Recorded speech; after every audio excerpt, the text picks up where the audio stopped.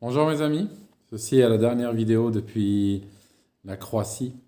Demain je rentre en Angleterre. Je sais, c'est une folie, je sais, mais j'ai atteint les limites d'un système ici. Quand je suis parti il y a 3 mois, je suis parti, comme vous savez, précipitamment, même si la fuite était préparée. Mais la réalisation s'est faite dans la précipitation. J'avais décidé un samedi et le dimanche matin j'étais à l'aéroport. Ceci vous raconte quelque chose, ça vous raconte que j'ai toujours des responsabilités au Royaume-Uni. Je continue à payer pour la maison, je continue à payer les taxes locales, je continue à payer l'assurance des voitures, je continue à payer plein de choses. D'accord? Je suis parti comme ça. Sur le moment, j'espérais que dans 3 mois, j'avais besoin de 3 mois. Je me disais, dans 3 mois, les choses vont se décanter, on y verra plus clair, ça va se calmer, le pic de l'hystérie, si ce n'est de l'épidémie, sera passé. Et plus on avance, plus je vois que ça va pas s'arrêter. Je vois que ça va pas s'arrêter, ni au Royaume-Uni, ni ailleurs. Donc, ici, c'est poser la question, parce qu'au bout d'un moment, au bout de 3 mois, c'est poser une question très sérieuse. La question sérieuse, c'était rester ici pour toujours ou bien rentrer. La petite était traumatisée de ce pays. Il nombre important de tremblements de terre. Je peux vous montrer, je prends mon téléphone, je peux vous montrer une application que tout le monde regarde ici. On va voir aujourd'hui. Vous voyez, bon, là, on a eu 3,4, 1,9, 2,9, 1,5. Il y a une Serbie 3,4, c'est un petit peu loin, 440 km. 1,9, 2. Alors, le truc, c'est que quand t'es. On vit au rythme de ça. D'accord? On vit au rythme de ça. Ça s'est calmé ces derniers temps. Mais la petite était traumatisée. Il y a 3 jours, elle était en train de manger son petit-déj. Ça a bougé un petit peu. Elle est venue en courant, les yeux qui sortaient du crâne. La pauvre, avec encore la bouche dans la bouche et tout ça. J'ai j'ai senti que ne va pas pouvoir rester ici éternellement. Elle est partie hier, s'est réveillée cette nuit. Elle est en Royaume-Uni maintenant. S'est réveillée cette nuit, 4 heures du matin, en pensant qu'il y avait un tremblement de terre au Royaume-Uni. D'accord? Juste pour vous dire que c'est traumatisant. Ok? C'est traumatisant.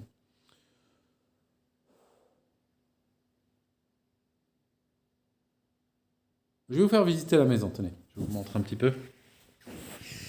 Je crois que je vous ai jamais montré où je vis. Donc là, je vais dans le coin du salon. Je vous montre un petit peu à quoi ça ressemble. C'est le salon. Vous voyez, mes valises sont prêtes. La cuisine, là. La cuisine, il va falloir que je range un peu plus. Il y a une salle de bain là et deux chambres, une à gauche, une à droite. Et ce que j'aimerais vous montrer, c'est ça. Alors avec l'obscurité, je ne sais pas si vous allez voir.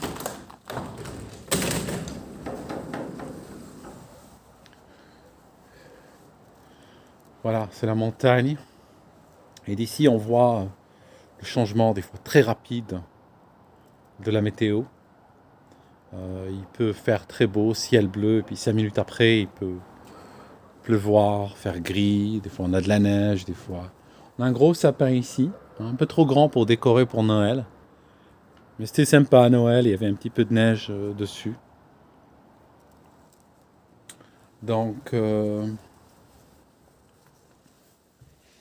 là, c'est le toboggan de la petite. Malheureusement, elle n'a pas pu le prendre, il est énorme. Tu peux pas embarquer ça dans un avion, hein. D'accord? Donc, il va falloir, je sais pas, je vais l'abandonner. J'ai parlé au proprio, c'est ok, ils vont le prendre, le donner à d'autres enfants ou autres. Donc, oui, c'est moi replacer la caméra. En fait, en fait, si vous voulez, c'est la décision est devenue difficile. Le Royaume-Uni va imposer à partir des jours qui viennent, ils vont peut-être l'annoncer aujourd'hui, va imposer une quarantaine à l'hôtel, une quarantaine obligatoire pour tous les voyageurs qui arrivent au Royaume-Uni.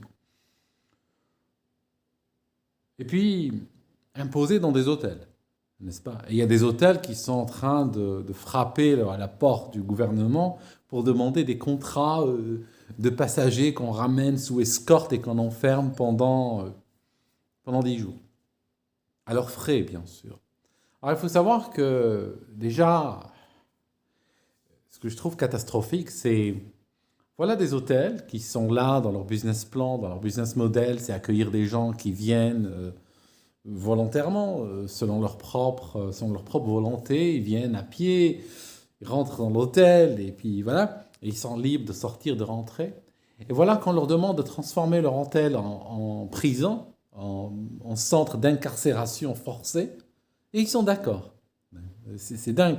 Ça explique pourquoi pardon, j'arrête le son de ce téléphone, ça explique pourquoi et comment dans le passé, des fois quand les services de l'État avaient besoin de trains ou avaient besoin de produits chimiques ou autres, il y a des compagnies qui venaient frapper, qui étaient très, très heureuses d'obliger. Il n'y a pas un qui soulève l'objection sur les droits humains ou autres. Et on fait en plus payer les gens. Alors que le règlement de l'OMS, qui est contraignant pour les pays qui appartiennent à l'OMS, est très clair sur ce sujet-là. On ne peut pas faire payer, quand il y a une mesure de quarantaine, qui normalement touche les malades, pas les personnes saines, mais on ne peut pas faire payer aux gens les frais de quarantaine. C'est pas possible. Un État ne peut pas prendre des gens, les déclarer malades, les enfermer, leur demander de payer pour leur enfermement. Là, en fait, ils pensent introduire quelque chose qui serait à hauteur de 1500 € et plus par personne ou par chambre. Et puis, les gens seraient enfermés dans la chambre, gardés, n'est-ce pas, avec des gardes dehors pour les empêcher de sortir. On leur posera les repas devant la porte.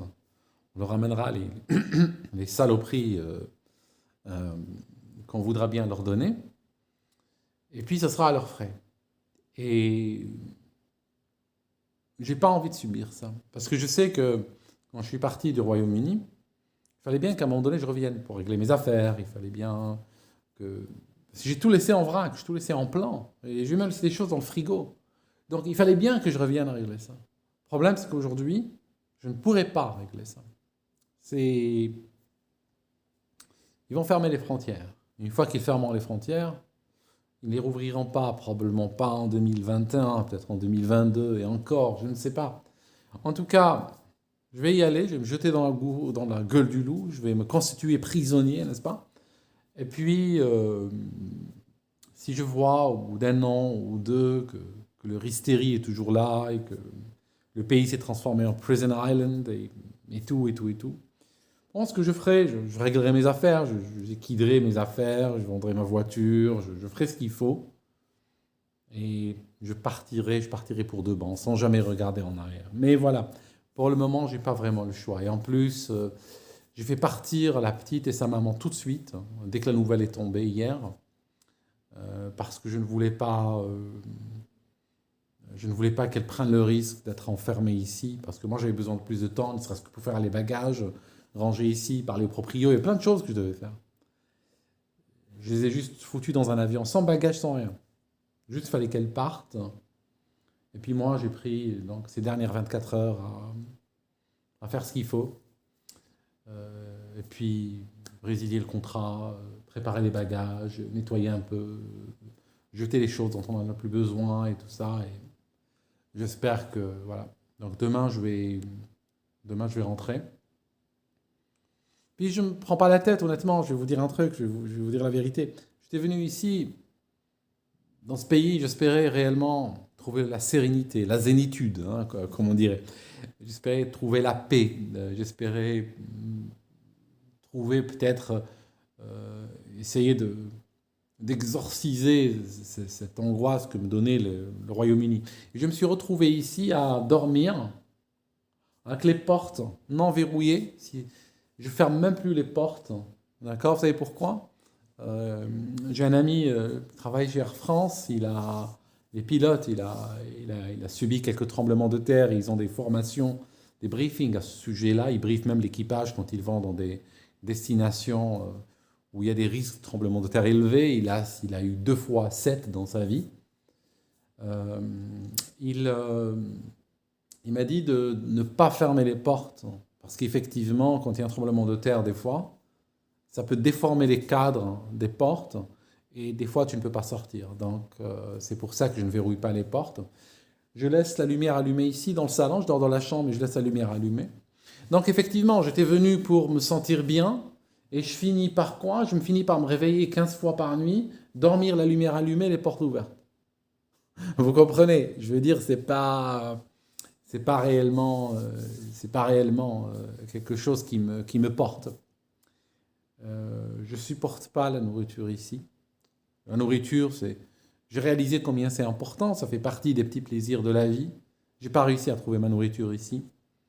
Elle me coûtait trop cher déjà, pour commencer, parce que quand on, quand on part et on est étranger, on a tendance à rechercher les produits dont on avait l'habitude déjà. Donc j'achetais des produits que je payais peut-être 1 fois et demie plus cher qu'en Angleterre pour une qualité qui était 2 fois moindre. Euh, j'ai une conscience, par exemple, quand je mange, j'ai une conscience d'éviter les produits génétiquement modifiés, par exemple, d'éviter les OGM, de faire gaffe d'où viennent les produits. Et en Angleterre, il y a un étiquetage et une protection, c'est très net ce genre de choses. Ici, semble-t-il, l'OGM, c'est juste, voilà quoi, c'est no event quoi. Donc j'ai eu des problèmes j'ai eu des problèmes de la sorte. Il y a un insecte qui est en train de voler, on a une invasion de, pareil qu'on appelle ça je sais plus, un truc de parasites diaboliques, ou je sais pas, j'ai montré une photo sur Twitter. Je les aspire. Au départ, j'étais gentil, je les attrapais avec un mouchoir, je les jetais dehors. Et là, je ne vous cache pas, je vous montre, hein. Vous voyez l'aspirateur? L'aspirateur, là, c'est c'est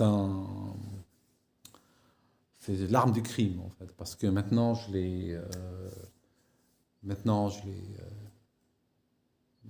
quand je m'en occupe, voilà, ils sont à l'intérieur du sac de l'aspirateur. J'en peux plus, il y a vraiment une invasion. Ça et les coccinelles. Au début, j'étais gentil avec les coccinelles, maintenant j'aspire aussi les coccinelles. Euh, Il y en a partout, en fait. Partout, partout, partout. Je crois que ça vient des arbres en face ou autre. Donc, j'ai bien aimé, pour résumer, ce que j'aime en Croatie, c'est très beau, comme vous avez pu voir. Je ne sais pas, je verrai après sur la vidéo, mais il y a une montagne en face, c'est magnifique, c'est très beau, l'air est très pur. J'ai bien aimé la sécurité, j'ai bien aimé la tranquillité du pays.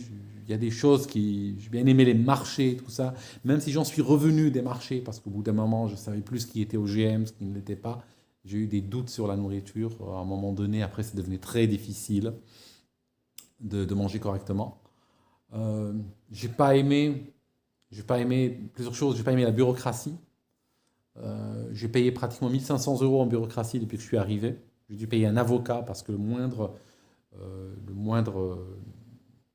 je voulais m'établir ici, mais il y avait tellement des montagnes de paperasse. Vous savez, c'est un pays avec 4 millions d'habitants, dont une grande partie travaille pour l'État. Il y a une administration tentaculaire, beaucoup de fonctionnaires qui ont le travail les uns aux autres. Ça m'a rappelé un peu l'Algérie des années 80. Ça veut dire que certaines formalités, tu es obligé d'aller à un bureau, par exemple, qui va te mettre une signature. Tu dois aller vers un autre qui met un tampon. Quand le gars veut mettre le tampon, il te dit oui, mais il faut payer un émolument. Mais lui, il ne prend pas l'argent. Donc tu dois aller vers un autre bureau. Et ça, c'est chaque fois à l'autre bout de la ville. Tu payes, il te donne un reçu. Tu vas chez le gars qui met le tampon, il te met le tampon. Je veux dire, c'est tellement compliqué. C'est pas comme par exemple on peut trouver au Royaume-Uni ou dans des pays comme la Turquie ou autres qui ont modernisé leur infrastructure administrative. Ici, ça marche toujours à l'ancienne.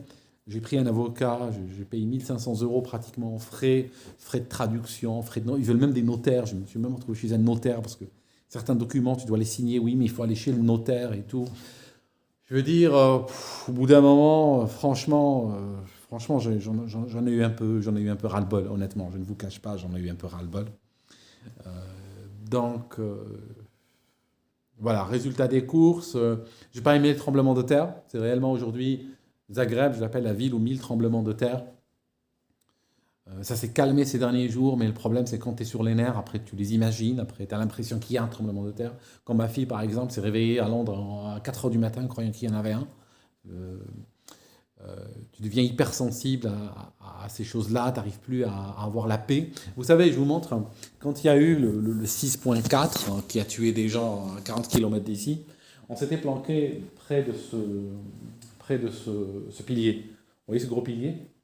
En fait, le matin, je vous avais dit, j'avais fait une vidéo où j'avais entendu quelqu'un qui était en train de gueuler tremblement de terre, le matin, avant le gros tremblement de terre en fait.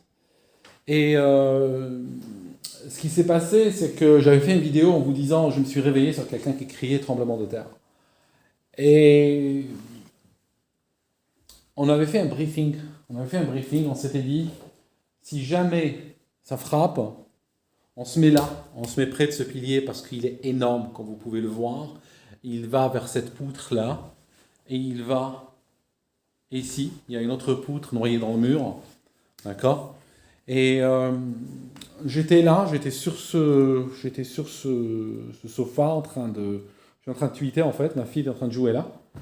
Et à un moment donné, je voyais ce pilier, il est parti, ce pilier-là que vous voyez devant moi là, il est parti sur la droite et la gauche de pratiquement 15 cm quoi. C'était assez... cette chose-là, ce lustre était en train de balancer. Mais alors, si je dois mimer le balancement de ce lustre, il faut vraiment que j'y aille. Hein. C'était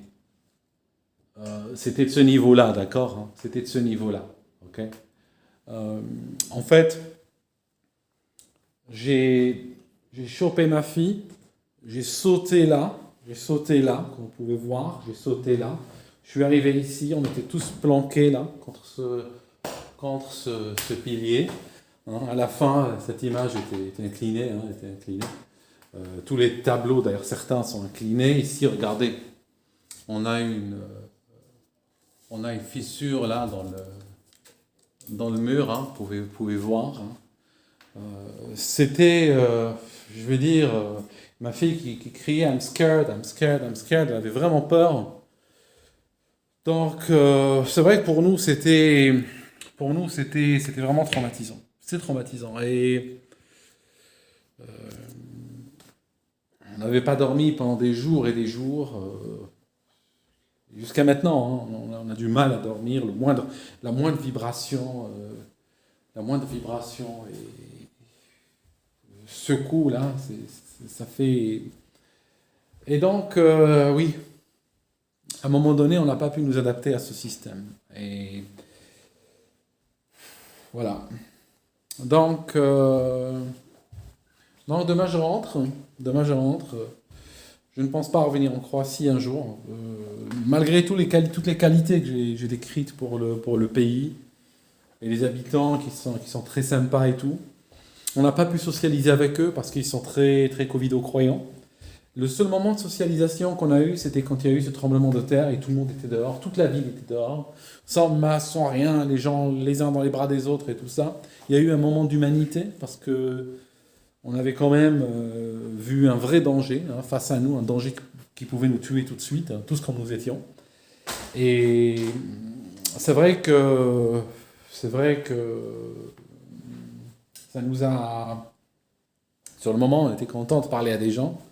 J'avais presque envie de remercier ce tremblement de terre pour m'avoir permis un petit peu de m'approcher des gens, mais il n'y a pas eu ni avant ni après d'approche. Donc, socialement parlant, je suis mieux au Royaume-Uni qu'ici, quoi. Voilà, c'était ainsi. Donc, prochaine vidéo sera depuis le Royaume-Uni, celle-là est la dernière depuis ici. Et puis, je sais pas, j'ai peut-être une ou deux vidéos enregistrées que je n'ai pas faites passer. Je vais peut-être les uploader. Et puis voilà, merci mes amis, et puis on se voit une autre fois.